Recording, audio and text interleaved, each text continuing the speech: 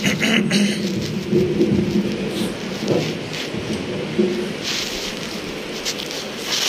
عليكم ورحمة الله وبركاته. إن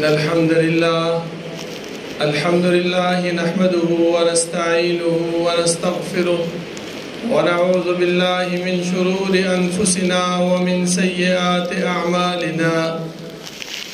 من يهده الله فلا مضل له ومن يضلل فلا هادي له، وأشهد أن لا إله إلا الله وحده لا شريك له، وأشهد أن محمدا عبده ورسوله. يا أيها الذين آمنوا اتقوا الله حق تقاته ولا تموتن إلا وأنتم مسلمون. يا أيها الناس اتقوا ربكم الذي خلقكم من نفس واحدة وخلق منها زوجها وبث منهما رجالا كثيرا ونساء، واتقوا الله الذي تساءلون به والأرحام إن الله كان عليكم رقيبا. يا أيها الذين آمنوا اتقوا الله وقولوا قولا سديدا يصلح لكم أعمالكم ويغفر لكم ذنوبكم، ومن يطع الله ورسوله فقد فاز فوزا عظيما. أما بعد، فإن خير الحديث كتاب الله، وخير الهدي هدي محمد صلى الله عليه وسلم، وشر الأمور محدثاتها، وكل محدثة بدعة، وكل بدعة ضلالة، وكل ضلالة في النار. أعوذ بالله من الشيطان الرجيم. إنما يعمر مساجد الله من آمن بالله واليوم الآخر وأقام الصلاة وآتى الزكاة ولم يخش إلا الله. زما محترم دا الله رب العالمین حمد و ثنا او جناب محمد رسول الله صلی الله علیه وسلم باندې درود او سلام نه بعد، زما محترم و معزز الله رب العالمین احسان دے، دا الله رب العالمین فضل دے چې الله رب العالمین مونږ ته د مخکله جمعات او مخکله مسجد هغه راکو. اوس دا الله رب العالمین فضل او دا الله رب العالمین حمد به انسان څنګه ادا کوي، دا الله رب العالمین شکریا به انسان څنګه ادا کوي.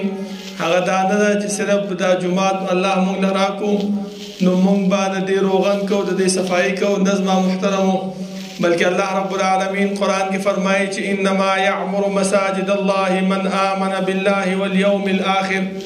بشکر الله رب العالمین مساجد د الله رب العالمین جمعات هغه کسان جوړي چې د الله باندې ایمان راوړي او د الله رب العالمین په پیغمبر باندې ایمان راوړي. نو جوړول سلی زما محترمو واقام الصلاه واتى الزکات، جوړول دا چې په دې جمعات کې به موږ د الله رب العالمین عبادت، د الله رب العالمین بندگی، د الله رب العالمین اطاعت وکړو، د الله رب العالمین فرمانبرداري وکړو. ځکه زما محترمو دا دنیا دا د مصیبت او د فتنو او د تکلیف زیاده، هر قسم تکالیف، هر قسم مصیبت په انسان باندې راځي. او صحابه کرام هم چې کله به هغه باندې تکلیف راغی، مصیبت پر راغی، نو کم انسان ته به نه ورتلل، کم دمګری له به نه ورتلل، کم تعویذګر له به نه ورتلل، بلکې چا له به الله رب العالمین ته براله، د الله رب العالمین کور ته، د الله رب العالمین جماعت ته براله او الله ته بسر په سجود شو. اوس که موږ دا خبره وکړو چې اوسه پورې موږ سره جماعت نه و، اوسه پورې موږ سره د عبادت ځای نه و، الله رب العالمین الحمدلله موږ ته د جماعت هم راکو، الله رب العالمین موږ ته د عبادت ځای هم راکو. نو موږ ته پکار دا دی چې موږ د دې جماعت خیال وساتو، صفایي سره، رنګ روغن سره مونږ په دې جماعت کې د الله رب العالمین بندگی، د الله رب العالمین اطاعت، د الله رب العالمین ته سر په سجود شو. نو دا د الله رب العالمین هغه حق دی چې په انسان باندې دی هغه پوره شي. زما محترمو، ځکه زمونږ د دنیا ته د راتګ مقصد او غرض څه شو، هغه الله رب العالمین فرمایي چې وما خلقت الجن والانس الا ليعبدون، ما انسانان او پیریان نه دي پیدا کړي مگر خپل عبادت د پاره. اوس دا عبادت به څومره کوو، څنګه به کوو، د چا په طریقه باندې به کوو؟ الله رب العالمین د دې لپاره پیغمبر را لېږلو. هغه پیغمبر په باره کې هم الله رب العالمین فرمایي چې کله آدم علیه السلام د دنیا ته راولېږلو، نو آدم علیه السلام ته فرمایل چې قلنا اهبطوا منها جميعا فإما يأتينكم مني هدى فمن تبع هدايا فلا خوف عليهم ولا هم يحزنون.